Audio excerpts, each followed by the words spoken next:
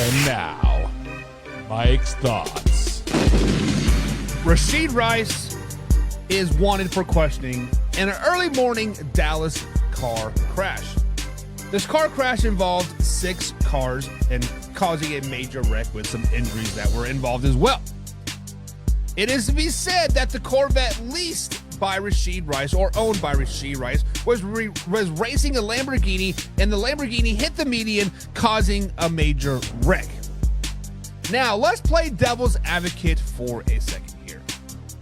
Let's just say, what if Rashee Rice did not see the Lamborghini wreck? What if Rashee Rice wasn't even in the car? What if Rashee Rice was maybe a passenger of the car? Heck, maybe Rashee Rice wasn't even in the state when this all happened. People are throwing this man under the bus right now, and it is hate upon hate upon hate. Just because you are wanted for questioning in something doesn't mean that you did anything wrong. Now, if Rashee Rice was there, if Rashee Rice was driving the Corvette, if Rashee Rice did wreck and leave a scene of a crime, come on, man, you're better than that. You learn that when you're 14 years old, when you're learning how to drive. If you see a wreck, stay there. Let the cops sort it out, and then the cops will tell you to leave. Rashee Rice, hopefully, you are not this dumb. Hopefully, you are just an innocent bystander. Hopefully, mama didn't raise no fool. Because right now, Rashee Rice, you are looking like a damn fool. Cue that intro. Are you ready for the best damn NFL show on the planet? Man Hour Nation, rise up. Yeah, hey, let's go. Hitting that gridiron, we going hard, we running the plays. You know the vibe, only the strong survive. Gotta keep your head in the game. Talking NFL, uncut, straight raw. Steady bringing that sauce. We about to take off. Get it hype, this man, our sport talk. Yeah. From the quarterback to the lineman, everybody bringing heat. You don't really want to try them. Hey, who gon' win? It's a battle of the giants. This show is the flyest. Nobody can deny it. This is Man Hour. Sport Talk. Man Hour. Sport Talk. What team you reppin'? We keep it interesting. Who caught another down? Who got that interception? This is Man Hour. Sport Talk. Man Hour. Sport Talk. What team you reppin'? We keep it interesting. Who caught another down? Who got that interception? Let's go. And what is up, Man Hour Nation? Michael Buckhouse here with the Man Hour. Be sure to head over to NFLtoday.co. Check out the merchandise check-in. Check out the blog section. Of course, check out the new and improved forum section out there as well. We are been a soft little rollout. We've been testing it out, and I think all the kinks are finally ironed it out. So I'm going to be pushing out to the masses here the next several hours, sharing it on our Facebook page and YouTubes and Twitters, and say, hey, it is official live. Come over there and join. But most importantly, guys, if you have not become a Pigskin Pundit yet, click on the link below. The link below will take you to a Pigskin Pundit page. You can subscribe to the forum or subscribe to the Facebook page here. You get merch every quarter. You get after hours footage. You get film breakdown. But most importantly, you get all NFL games streamed for you moving forward, at least Sunday NFL games moving forward. So that is very, very exciting. But you have to be a Pigskin Pundit to be able to see those football games. This is a live interactive show, guys. Comments are encouraged. Talk your stuff in the comments, but ready to defend yourself, because we all are about facts here and smartness and opinionated facts, I should say, as well. But let's just welcome some people into the chat here. We got my man Jim Powell, speaking of Pigskin Pundit. He says Rashee Rice was on his way to the P. Diddy party. He didn't have time to waste. Listen, Jim, we all know the P. Diddy party doesn't start till after 2 a.m. So even if it was 6 p.m., he had plenty of time to get there and party. If you know, you know. If you know, you know. Excuse me. Wayne G says 23-year-olds are going to act like 23-year-olds. What you going to do? Okay. This is where I got a problem with this, Wayne G. As 23-year-olds will act like 23-year-olds. Yes, racing cars, speeding around town. Yes, I get it. But at the end of the day, Even a 16-year-old knows not to leave a scene of a crash. Even a 12-year-old knows not to leave a scene of a crash. And to say 23-year-olds will be 23-year-olds, throw that out the window. Once you become an athlete, whether it's 15, whether it's 16, whether it's 23, whether it's 45, you are held to a higher standard. You are held to a higher standard. I had to suspend some kids on my team because we hold our players to a higher standard. Yes, they are 15, 16 years old. Yes, it was spring break for the last 2 weeks. Yes, there's parties, and I get it. But I have a strict no drinking policy. I don't care if you're 15, 16, or 21 years old. There is no partying on my... Now you can go to the party. You can have a good time. You can hang out with your friends. But if I hear you doing anything else besides hanging out and drinking Mountain Dew, we have a problem. Even if it's all hearsay, you are going to be punished. 23-year-old Rashid Rice or not, he is held to a higher standard. And besides that, it's common fucking sense. You don't leave a scene of a crime. I'm just trying to act. I was trying to be devil's advocate earlier. Maybe he wasn't there. Maybe he didn't see him wreck, yada, yada, yada. But at the end of the day, if you see a wreck, if you are involved in a wreck, even if you're close by to a wreck, you stop your car, you get out, and you go see if you can help. 23 years old, 45 years old, 15-year-olds, it doesn't matter. We hold yourself held to a higher standard. 23 or not, shut up with that crap. That is dumb. 23 years old, acts like 23-year-olds, okay. He's a professional athlete making millions of dollars. College players get high to a higher standards. High school players get high to a higher standard. Hell, there's my nephew's on a 7-on-7 team right now. I think they're 12 and under. They get held to a higher standard. It is what it is. Jim says, Wayne, it's just like acting 23-year-old because nobody died. Henry Ruggs. Yeah. Jim's kind of got a point there. John, another pigskin pundit, says, good morning. Happy Kansas City's Queef Day. It is April Fool's Day here on this beautiful April 1st, 2024, 10 o'clock in the morning here on the East Coast time. Guys, the man-hour time will be changing here the next couple weeks. So stay tuned to our Facebook page to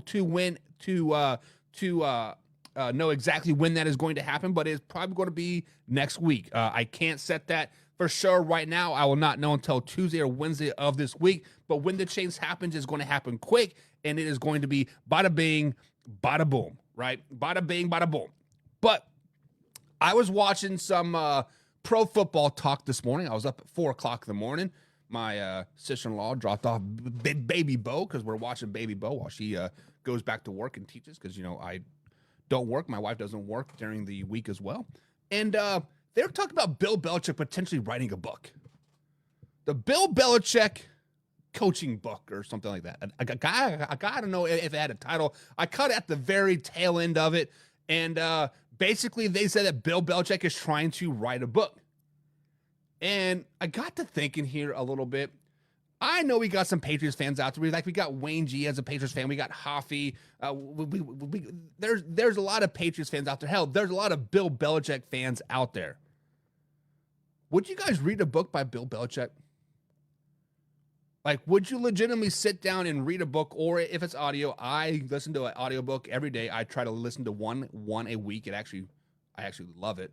But would you guys listen to a Bill Belichick book? And then the next question is, can you even write a book if you plan on coaching back in the NFL the following season? Because if it's like a tell-all book, how the Patriots really rose to the top, do you really want to release all your secrets and then go back into the NFL and coach again? I'm just curious. Would you guys read a Bill Belichick book? And what would the title of the Bill Belichick book be? Would it be like No Days Off? On to Cincinnati. The Patriot Way. Got Frank in here. There's a new name. Good morning, Frank. Is it Frank Glaz? He is dropping with the Colts love here with the Colts Heart 100. He says, good morning.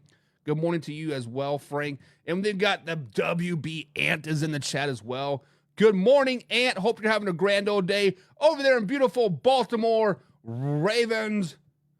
And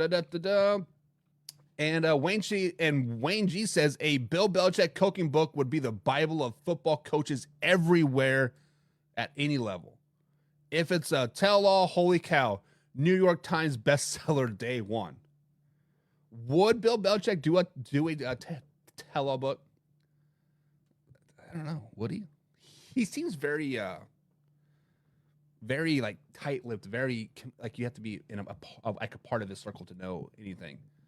Jim says I wouldn't listen to a Bill Belichick book. Read that I won the lottery. Do your job. Whoa, Wayne G. John's in the chat. Good morning to you as well, John. He says Belichick mumbling his way through his version of his coaching career. Sounds like hell to me. Listen, if Bill Belichick had like a ghostwriter, right? You know, like he hired some agency, like he tells the story, but then like the ghostwriter takes the words and adds like I think it could be a very, very good thing. I think it could be a good thing here, guys. But guys, if you are liking the episode so far today, hit that like button, share this with a couple friends, because right now we got to talk about the New York Football Jets. We have to dive in to the New York Football Jets and what they are doing this offseason.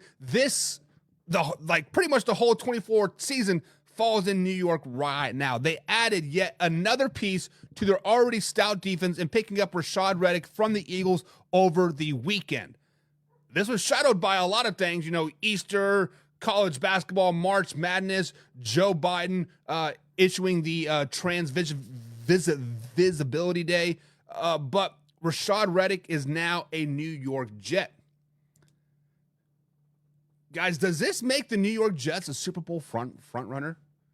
Does this make the New York Jets that team in the AFC now that we should be looking at with two eyes instead of like half an eye, right? Once they signed Tyron Smith, my eyes kind of started going over there. They signed Mike Williams. I'm like, oh, okay. Then they signed Ken Law. Like, oh, you guys got a full eye now. Now with the addition of Rashad Reddick, are we two eyes focused on the New York Jets? Now, guys, when you look at the Jets, I'm strictly just talking about the AFC right now. They potentially have the fourth best roster on paper. If the game was played on paper, the Jets would probably be the fourth best team in the AFC. Behind the Ravens, behind the Steelers, and potentially behind the Kansas City Chiefs. When you have Patrick Mahomes and the Kansas City Chiefs, you have to add an extra level to their roster. The Jets have a very, very stout defense. They have Sauce Gardner there. Now they have Rashad Reddick, right? They have that big defensive nose guard. I always forget his name. Signed that huge deal. Just a couple years ago, guys, the Jets were a top 10, top 5 defense in the NFL. Obviously, 2023 was a complete dumpster fire. From start to the end, it was a sinking ship. Okay, I think I can, and then the war, and then like a wave comes on. The Jets were just taking it on mouth after week after week and getting punched in the mouth week after week after week. It was tough for them. But the Jets are the biggest what if in NFL history, I think. When you look at the Jets, you always think, well, what if they can stay healthy, right? Because what is the biggest downfall of Tyron Smith from the Dallas Cowboys? Mike Williams. They can't stay healthy. Well, what if they stay healthy? Well, what if they get injured, right? Aaron Rodgers hasn't thrown a meaningful pass in over 2 seasons. Yes, 2 seasons he did win the MVP. But 24 months have gone by. He hasn't thrown a meaningful pass since then. His last pass in the NFL was an interception. Take that into consideration. Guys, the New York Jets might be Super Bowl contenders if the game was played on Madden, if the game was played on paper, if the game was played with the bean counters. You could probably put the New York Jets in the Super Bowl, but they're built off what if and like health. It's simple as that. Mike Williams has yet to play a full season. Tyron Smith yet to play a full season. Aaron Rodgers, we don't know if he can play a full season or if he's even going to be a shell of himself. So all this Super Bowl talk about the New York Jets, guys, slow it down, baby. We have 3 weeks and 4 days till the NFL draft. We got another 2 months until OTAs. We have another 3 months until training camp. We have another 6 months until first preseason game. Slow it down, baby. We don't know what the Jets are going to be. Just the other day, we heard rumblings of Woody Johnson and Robert Saleh going head-to-head in a heated argument because Robert Saleh was all about defense. What did they do over the weekend? They signed another defensive player. Hell, Robert Saleh may not even be the Jets head coach come week number 1 at this rate. So, guys, are the Jets front runners in the Super Bowl in the AFC with the addition of Rashad Reddick, Tyron Smith, Mike Williams, just to name a few. Oh, by the way, they added Kinlaw as well. Let us know. You guys are talking about the good things there. Wayne G says a good defense team went 7-10 last season and added a defender. Super Bowl contender? More like 9-8 contender. Listen, the Jets had a really good defense last season with terrible quarterback play, right? Zach Wilson, they wanted to basically bench him last season, set him for a season 3 or 4 plays into the season. He's insert Zach Wilson, right? Wasn't like, I don't know, week 12, 13, 14, he was benched again. And he's like, oh, we might as well bring him back. Despite the terrible quarterback play, they were still 7-10. The defense was still a top 12 ranked defense. Let me look. Yeah, they're ranked 13th in the NFL last season. And then they added more pieces to that defensive side of the ball, such as Kinlaw and Rashad Reddick, a very, very good linebacker. Now, 9-8 in the AFC might get you into the playoffs. Don't let a hungry team into the playoffs. But I think you're right, Wayne G. 7-10 the last 2 seasons. They might get 10 wins this season. They might flip-flop it. They might go 10-7, but I don't know. She asked me to kiss her where it stinks. So I took her to the New York Jets game. Did Elvis Presley really say that? Jim, always with the best bet. WBN says it all depends on Aaron Rodgers' health. And you know, I don't think it all depends on Aaron Rodgers' health. I think it depends on Mike Williams' health. I think it depends on Tyron Smith's health. Because they added a lot of old pieces to the New York Jets. We have a very young running back by the name of Breece Hall in the backfield. Last year, he was kind of on a pitch count a little bit coming back from the ACL injury. They kind of knew their season was doomed anyway, so they kind of kept the wraps under him, right? This season, I would expect Breece Hall to get the ball 25 times a game. Let that kid eat. You don't need an MVP Aaron Rodgers or really a healthy Aaron Rodgers. A 70% Aaron Rodgers will probably get you 10 wins, especially when you're playing teams like the Patriots and the Dolphins and the Bills, right? Easy-ass cupcake schedule. John People says Aaron Rodgers will be Rustley. Hopefully, he completes a pass before his retirement. So, John, as I love the retirement jokes, and I trust me, I do love some good old retirement jokes because, you know, you are 1 foot into the care home as well. But I feel like there are certain people out there that just strive to be doubted, right? There are people out there that just love for you to hate them, right? I think Tom Brady fueled off of people saying, oh, He's over the hill. When old what's his name from first take, the white boy, Max Kellerman. Oh, Tom Brady is at the ledge. 6 years passed by and 2 more Super Bowls. Oh, he's finally at the edge, right? I mean, now, obviously one commentator on a TV show isn't going to fuel Tom Brady, but many people were piggybacking on what Max Kellerman was saying, and I think that fueled Tom Brady. When Aaron Rodgers sees stuff like this, oh, his darkness retreat, he's just a diva. He is just this. He's just like he's just that. He's in the Bahamas painting his face, whatever. You know, I think that fuels Aaron Rodgers. Let's just be totally honest. Aaron Rodgers had a girlfriend in Danica Patrick that just wanted nothing more just to be with Aaron Rodgers. You know, everything that I read, she just wanted him to wife her up. She was going to be a stay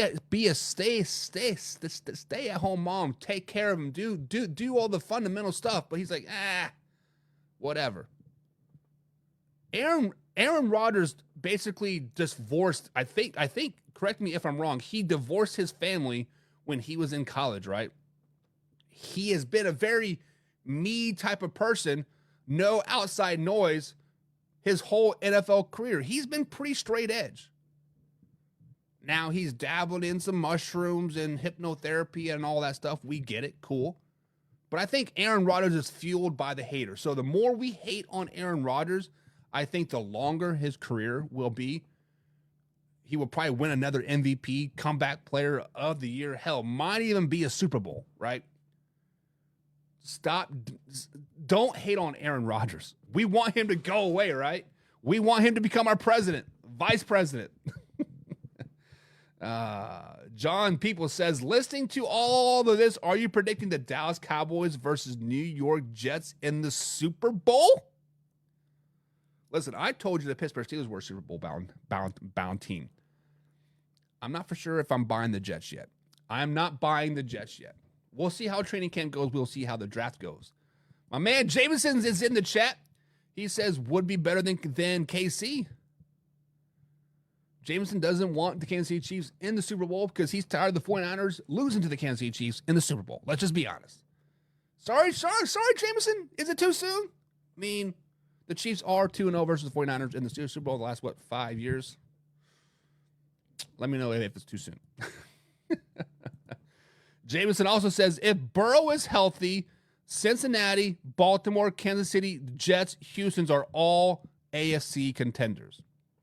Okay, let's put a pause on that right here, right now. We spoke about the Houston Texans just last week, 2 weeks ago, right? They went from a 4th place schedule, the 5th easiest schedule in the NFL. Now they're playing a 1st place schedule.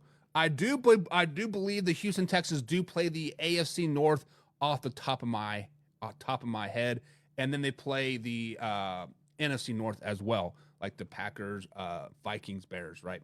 They also play a team like the Buffalo Bills, the Dallas Cowboys, and then I want to say they play the Miami Dolphins as well. I'm not for sure, but the Houston Texans schedule got hell of a lot harder. Right now, obviously, this is all on paper. This is April 1st, 2024. This is all on paper, right? But right now, the Houston Texans have a very, very tough schedule ahead of them. Not to count all the division foes that just got better. Colts, Anthony Richardson, hopefully is back and plays a full season. Colts should be better. Tennessee Titans got hell of a lot better. And they keep adding pieces. Where are they getting all these pieces from? The Jaguars. Could be good, could be bad. We don't know. True wild card. The Houston Texans are going to have a very, very tough schedule, and we're going to really see if they're a true contender coming out week 9. Now, the Jets. I don't like the Jets. What happened last season when we put expectations on them, when we built up the hype, when we gave them the hard knocks? They crumbled under the pressure. Robert Saleh is already on the hot seat. Aaron Rodgers is always on the last year of his contract. Mike Williams can't stay healthy. Tyron Smith can't stay healthy. Defense is still pretty good. Still got Breece Hall. Still got Garrett Wilson. I don't know if we can legitimately put the Chiefs or the Jets as AFC contenders. Now, the Cincinnati Bengals. There's a lot of inner turmoil happening right now. Their receiver core, they were all going to bound together and take pay cuts and be there forever. Well, guess what? T. Higgins is like, I want some money. Tyler Boyd says, I want some money.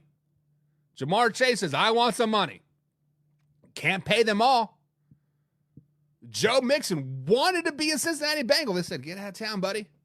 We're going to cut you. Oh, no, wait. The Houston Texans want you. We'll do like a seventh round draft trade for you. Either way, take your $4 million and get out of here. Cincinnati Bengals, I think, Super Bowl window is closing a hell of a lot sooner than the 49ers. The 49ers Super Bowl window is closing pretty tightly. Baltimore Ravens. Ant, I like you, brother, but your Ravens, I think, got worse this offseason. Yes, I do love the signing of Derrick Henry. I think that adds a dynamic to the offense that can be unmatched probably in the NFL. Now, if the Zay Flowers can get his head right and make those big-time plays and Lamar Jackson can put the ball on the money like sometimes he does, the Ravens offense could be unstoppable. Could be. But I think the loss of Patrick Queen is going to be a lot bigger than most people realize right now. Yes, you can still say that you have all those pieces on there still, right? Oh, Patrick McQueen was like the second best linebacker. Geno Stone was just not that good. Darby, yeah, whatever, have him. Truth of the matter is, those are some pretty big pieces to fill. Truly big pieces to fill. Now, the Kansas City Chiefs. People have doubted the Kansas City Chiefs the last 2 seasons. And now people are starting to buy into the hype. 3-peat. Do this, do that, whatever, right? But as all good championships teams do, they slowly get picked apart. Picked apart, right? L'Jarius Sneed, a very big part away from the Kansas City Chiefs. Now, will they replace that in the draft? Will they replace that in potentially free agent with signing of Justin Simmons? I don't know. But right now, you still have to put the champions in as a contender until they get knocked off. But I do not think the Jets are contenders. I do not think the Houston Texans are contenders. And I don't think the Cincinnati Bengals are contenders. Baltimore and Kansas City are probably the only 2 contenders that I would legitimately take of those 2 right there. Ant says Pittsburgh 2 and the Buffalo if they beef up their defense. So Ant is saying that Cincinnati, Baltimore, Kansas City, Jets, Houston's are all AFC contenders, and he wants to throw in the Pittsburgh Steelers in there, which I love. Pittsburgh Steelers nailed this offseason. And then the Buffalo Bills, do they beef up their defense? Do the Buffalo Bills even have a defense right now? Like, legitimately. Like, I feel like every starter in the Buffalo Bills defense is now on some other team. They're going to have to bring up Damar Hamlin from the practice squad. Jim Powell says Rodgers is a wackadoodle. He is fueled by the voices. Aren't we all fueled by the voices? Haters make you famous, baby. Jameson follows up and says they might make the playoffs, but not real contenders. As in the Jets or the be more Pacific. I know I just said the ocean. I cannot say the Pacific. I do have that's without one word I've never been able to say. Be more clear, Jameson. What team are you saying that might make the playoffs but is not a contenders? What are they? The Raiders or the Lions? I don't know what you're saying, John. Ant says they signed Danielle Hunter. That was a great signing for Houston. Yes, that was one of the biggest signings of this offseason was Danielle Hunter to the Houston Texans. I absolutely love that signing. You put Danielle Hunter with Will Anderson, good Lord, watch out. Right? Yes, the Houston Texans got a hell of a lot better, but their schedule got a hell of a lot harder. So it's kind of a which one comes first, right? Does the team gel and get great first, or does the schedule overtake them and destroy the confidence? That is what we're really worried about. A lot like your love life, 45 seconds and it's over. Ouch, John. That hurt, man. First of all, how do you know it's 45 seconds? Second of all, how do you know I have a love life? Tyler Boyd is a free agent, but I believe he's did sign the franchise tag, Jameson. So Jameson says that Tyler Boyd is a free agent, which he is, but I believe he did get franchise tagged, if I'm not mistaken. So correct me if I'm wrong with that. I don't know. I'm going off the top of the dome here trying to remember correctly, but I thought he was a franchise taggee. Ant says, we got reinforcements coming.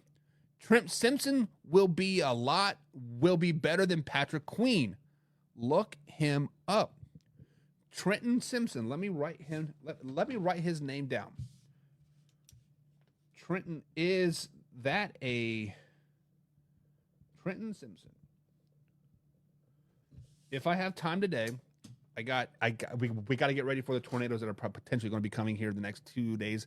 Got to get the wife's car back into the garage, but if I have time to look him up, and I will look him up, and we'll do a film breakdown of him.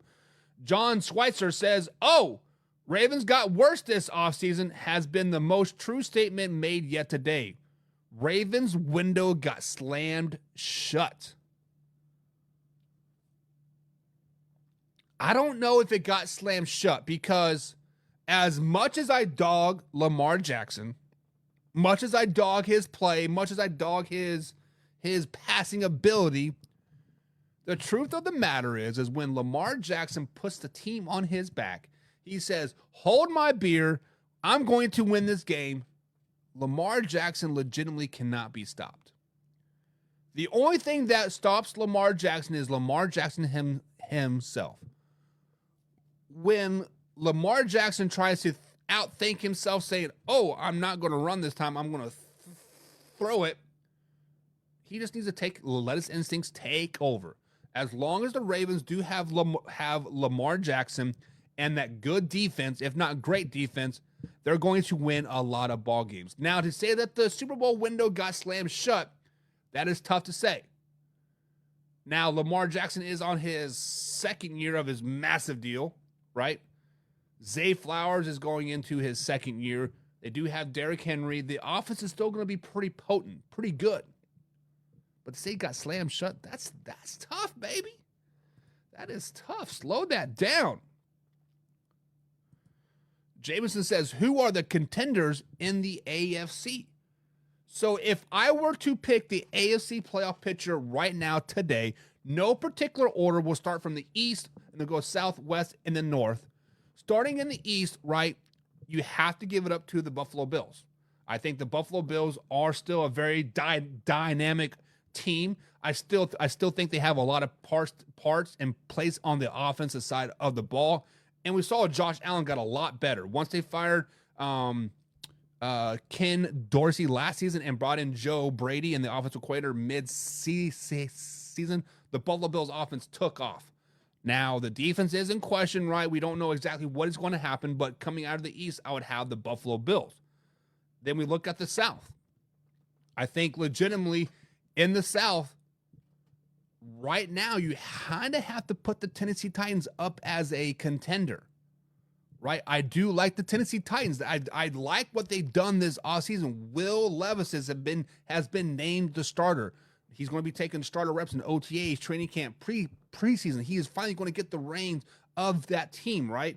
The addition of Calvin Ridley, Tony Pollard, L'Jarius Sneed on the defensive side of the ball. The Tennessee Titans got a hell of a lot better, plus a brand new head coach, a new-minded head coach. So we are going to be kind of shocked by the Titans this season, I think. Also coming from the South, you cannot overlook the Jacksonville Jaguars. Now, they did flounder in the playoffs a couple years ago after that 28-point comeback, and then last season, right, they had the epic 8-game collapse, just absolutely shit show. But Trevor Lawrence and the boys are starting to get better, starting to build confidence they are a true wild card. Then we head out west. You cannot sleep on the Kansas City Chiefs. The Chiefs are still a contender, right? Until the Kansas City Chiefs get knocked off and have a losing season, I think they're consistently going to be contenders year in and year out. As long as you have Patrick Mahomes, Travis Kelce, and Andy Reid in there, in that effect, you have to put them as a contender. Then we head to the north. You do have the Ravens. You have the Steelers, all contenders. Then we have the pretenders and the Cleveland Browns. I think they are a pretender. But those are my contenders. Timothy Nicola said the Chiefs dynasty is over. Timothy, I've been seeing a lot of your comments, and I've been trying to interact with them as much as I can. But let me ask you this question. Why do you think the Chiefs dynasty is over? Legitimately, why do you think the Kansas City Chiefs dynasty is over? Now, I'm not saying that the Chiefs are going to win 6, 7, 8, 9, 10 Super Bowls in the next 20 years. That is just crazy talk there, right? Because money talks.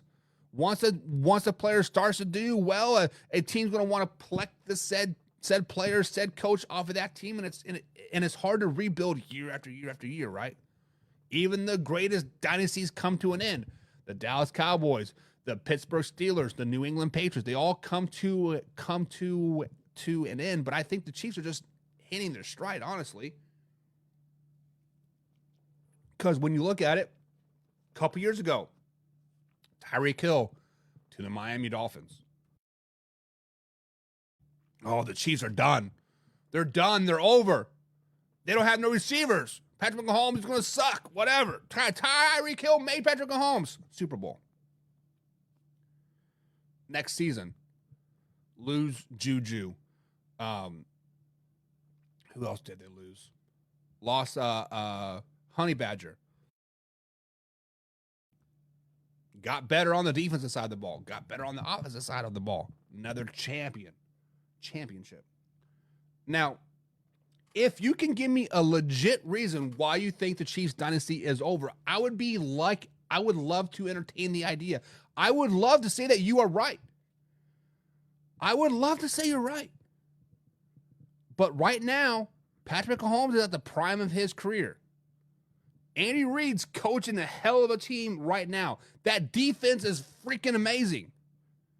Now, Travis Kelce is 34 years old, getting older, starting to slow down a little bit, right? Suffered his first injury of his career last season. Rashee Rice could potentially be in jail. We don't know. But we'll see. Going back to the Pittsburgh Steelers here, Jameson says Pittsburgh doesn't even know who their starting quarterback is. LOL. And that's a problem. Why? Look at the 49ers last season, right? Or 2 seasons ago. Is it going to be Trey Lance? Is it going to be Jimmy G? Is it going to be Brock Purdy? Is it going to be Sam Darnold? That is a good problem to have. Having competition going into camp, if you're the Pittsburgh Steelers or any team in that matter, is a good thing. Competition makes players hungry. Competition makes players practice harder, play better. In the end, the whole team gels and becomes better. Me as a high school coach, we all kind of know who is going to be the projected starters for the 2024 season, right?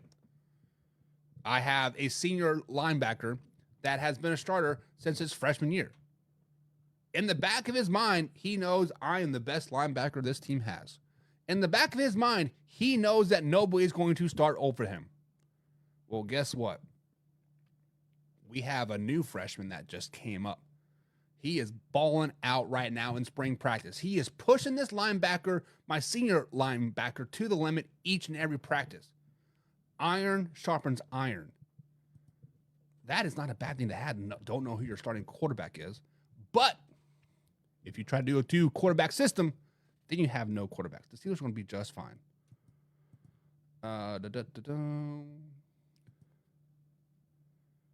Ant says, Ravens only lost 4 starters. They lost Patrick Queen, Jadeveon Clowney. I don't know who that one is.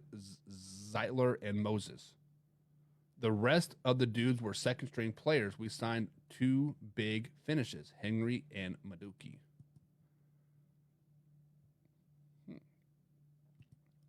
And you guys are correct me here. You guys are correct here. Tyler Boyd was not tagged, but Higgins was tagged. Okay. My bad. My bad. Thank you guys for clearing that up a little bit. John People says the Raiders win the AFC West. Take cover, Queef fans. Let's look at the Las Vegas Raiders, guys. Let's legitimately look at the Las Vegas Raiders. When you look at the Las Vegas Raiders, they're sitting, what, 12th in this year's draft? Their quarterback situation right now is between Gardner Minshew and Adrian O'Connell. Gardner Minshew is a great bridge-style type of quarterback. Gardner Minshew won the Colts a lot of games last season. Had them in the playoff hunt until week 18. Couldn't win that must-win game to get them into the playoffs. Think about that. If Gardner Minshew would have won that week 18 game, got the Colts into the playoffs, knocked the Houston Texans out, would we be having a different conversation about the Houston Texans right now? Think about that. But the Raiders are kind of a franchise that has been cursed for a very, very long time. The Raiders franchise, every time you think like, oh man, they got something happening over there, leaked emails come out from 20 years ago getting John Gruden fired. P. Diddy pulls out the rug on him, right? When they signed Devontae Adams, I was like, holy crap, I am worried about the Raiders. 3 games into that season, 4 games into that season, they were looking pretty good. Leaked emails from 20 years ago about John Gruden getting cheerleading photos or something that came out, right? I don't think Roger Goodell, the NFL commissioner, doesn't want the Raiders to win. For whatever reason, Roger Goodell, Paul Tagliabue does not like the Las Vegas Raiders. They don't want them to win. They don't like it. And I don't think Jesus likes it either. Jesus is like, you know what? Raiders, you guys got your 3-4 wins last season. You beat the Chiefs on Christmas Day. Congratulations. Well, guess what? No more wins for you. The Raiders are a team that gets drunk off of their own success, right? So I feel like once the Raiders start to click, start to do well, win 4 or 5 games in a row, hell, win 7 out of 10 games, looking like a really good team. All of a sudden, they start drinking their own Kool-Aid, and they Henry Ruggs it into a wall. No pun intended. There's pun intended. But until the Raiders can put together a full 17-game season and not have the peaks and valleys like they do every year, right? What is the stigmatism about the Raiders year in and year out? They're either going to be really good the first half of the season or the second half of the season. They cannot put together a full 17-game schedule. They can't do it.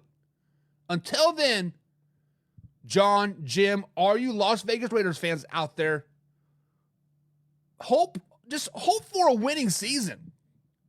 Hope for a second place. Hope for a nice 17-game season or a 17-game season where we just did not suck for 6-7 games in a row. Hope for that. Until then, slow it down, baby. And says as long as Mahomes and Reed is there, they will never be closed, as in their dynasty. I agree. Jameson says the talent in free agency today is mind-blowing. It's all about the mighty dollar bill, y'all. Like, nowadays, I mean, correct me if I'm wrong. I mean, I would love to speak to a NFL player that is getting a nice big deal, like Jamar Chase, Justin Jefferson. They are all going to get paid Tyreek Hill. Well, he's kind of a bad example. But these players that do not have Super Bowl rings that are getting massive deals, do they really truly care about winning a championship? Now, I do know every year, right? Everybody wants to be the last man standing. Everybody's ultimate goal is to put the hardware on their hand, raise the trophy, say we are the best. But at the same time, if I'm getting $100 million and we happen to lose in the first round, darn it. If I'm getting paid $100 million and we happen to go 8-9, darn it. Is the hunger really there for these players that are getting these massive deals in free agency, getting these massive deals on their teams, right? Now, I do know that teams are not making it easy on themselves by paying top dollar for these players like L'Jarius Sneed for 4 years, $80 million. Players see that and players want it, right? I see my boss making high six figures at work. I'm like, I want that, right? I mean, like, I'm happy where I'm at. I love my job. I love what I do. My salary is very, very nice. But at the same time, I see like, damn, you make $500,000 a year? You got that nice truck? You got that nice car? I want that. I don't know. Just, yes, the free agency is definitely very crazy. Timothy Mikula. Am I saying your right name? Timothy, is it Nicola or is it Nicola? I think it's Nicola. But he says the Bills should have won the AFC. Why should the Bills have won the AFC? The Buffalo Bills got hot at the right time last season. Yes, the Buffalo Bills in 2023 were a sinking ship for the first 10 weeks of the season, 11 weeks of the season. It took an epic collapse of the Miami Dolphins. Let's call it what it is. Sorry, Arthur Brown. Your boys sucked the last 9 weeks of the season. I think they're like 4-7 the last 12 weeks. It's something crazy, right? A below 500 team. The Buffalo Bills went on a stupid run, but they peaked too early.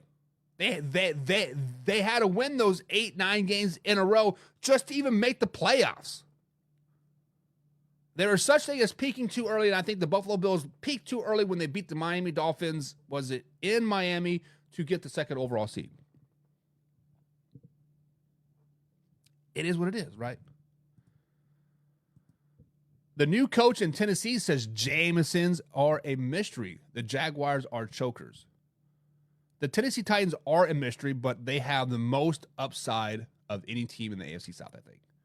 When you look at the Tennessee Titans, they added great parts. Jameson. They've added, like I said, Pollard. They added Calvin Ridley. Will Levis will finally be the starting quarterback. I like what the Tennessee Titans are doing. I like that they moved on from Mike Vrabel. Right? Many people were kind of like, well, why are they moving on from him? Yada, yada, yada. Because he kind of reminded me of Marvin Lewis a little bit, right? He was just happy, just being good enough, just getting to the playoffs. Chris, our Titans guy, he does Titans podcast, forgetting the name of it right now. But he was screaming for Mike Vrabel's job all season long. The offense had no rhythm. The defense looked full, right? They looked like a very, very bad team. Somehow they still won games. It was still like somewhat relevant. But the Tennessee Titans might be the biggest mystery on paper and like maybe in real life. But when we see them week 1, we're gonna be like, okay, the Tennessee Titans are the real deal. Will Levis to Calvin Ridley, get used to that. Levis to Ridley. Levis to Ridley. Tony Pollard going to have a nice little bounce back season. They got a nice 1-2 running back punch back there in Tennessee. The Titans are going to be good. Titans are going to be good. And says, nah, for real. You got Xavier Howard, OBJ, Boyd, Stephon Gilmore, Justin Simmons, just to name a few in free agency. Yeah, guys, the free agency is loaded. Not to count that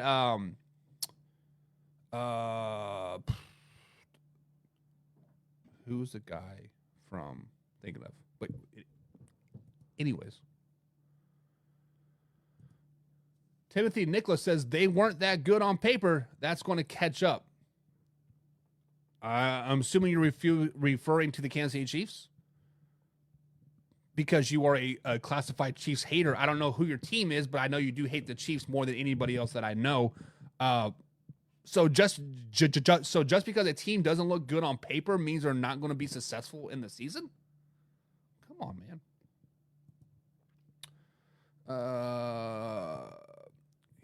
Timothy also says, I hate excuses, but Burrow out to build out Lamar laid an egg.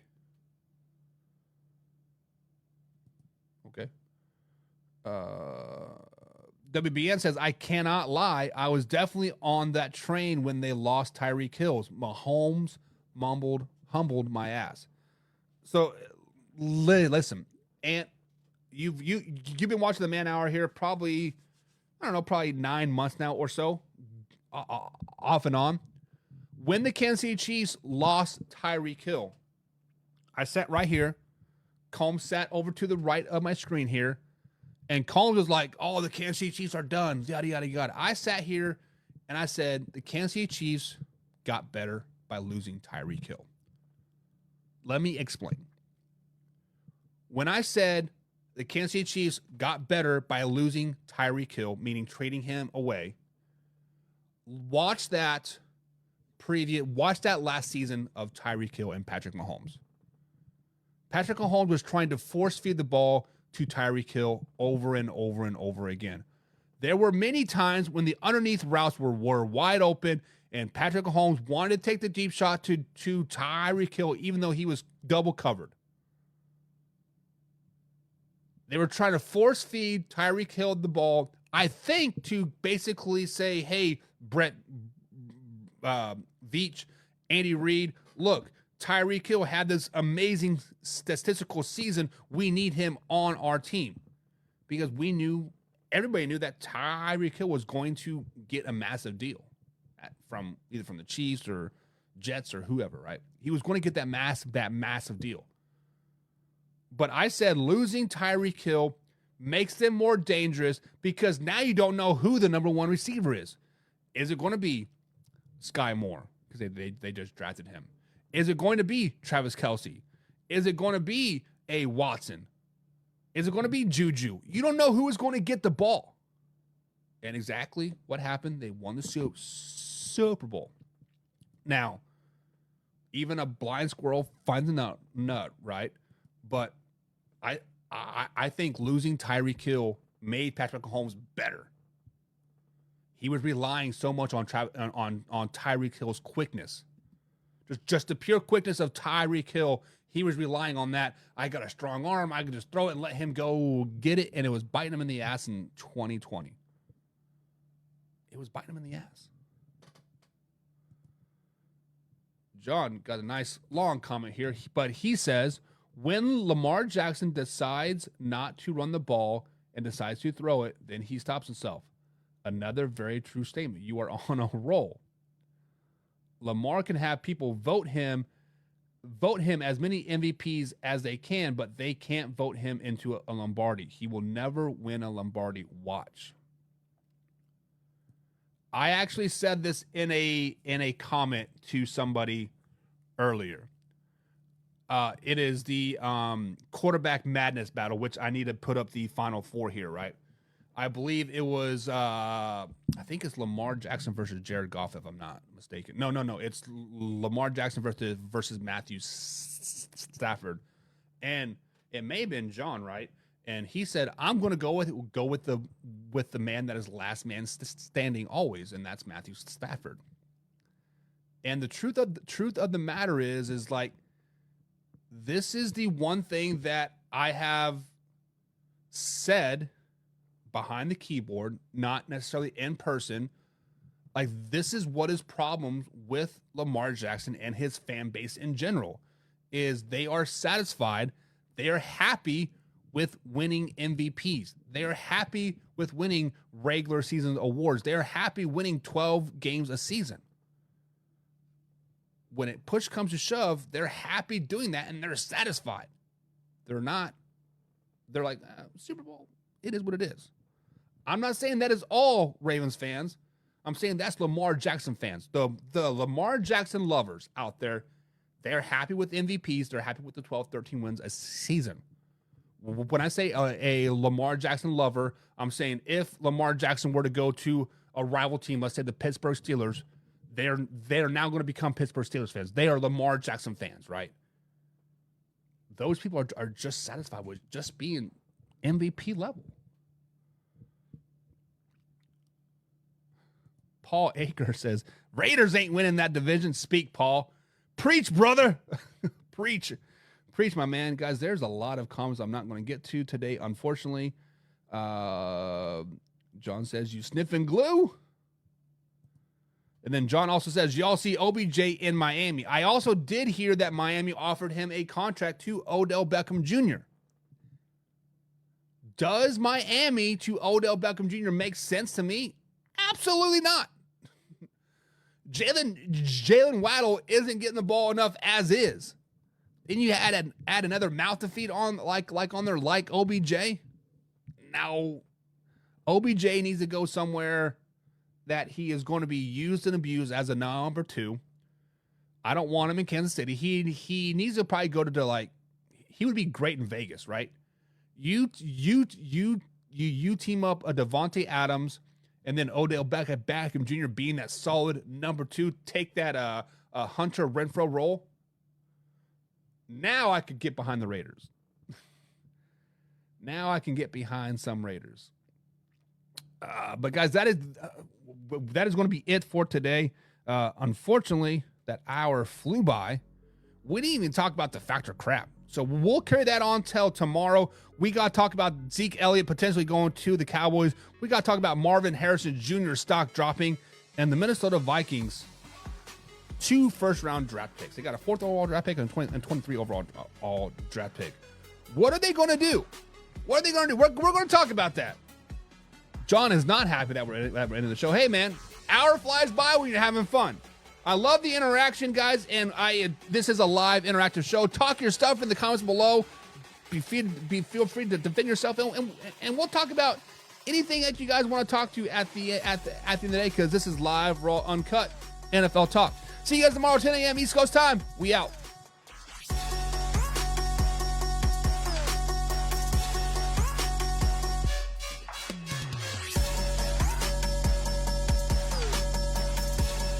I gotta make the show longer, says Ant. Ant, I can consider making the show longer. When we go to a afternoon 3 p.m. schedule, I'll try to make the show longer. We'll see what happens. We'll try 90 minutes. Just for you, man. Just for you. We'll see what happens. Later, guys.